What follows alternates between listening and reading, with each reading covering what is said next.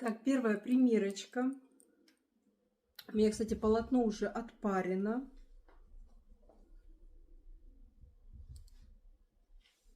Как вам цвет? Да?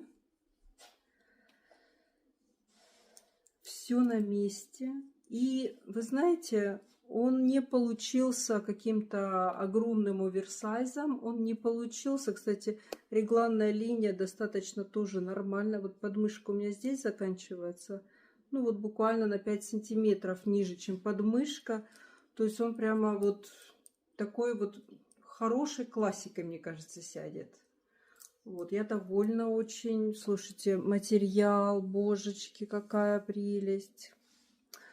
Какая прелесть. Смотрите, вон пух там, как видно. Видите? Видите? В общем, так вот. Пилить, пилить.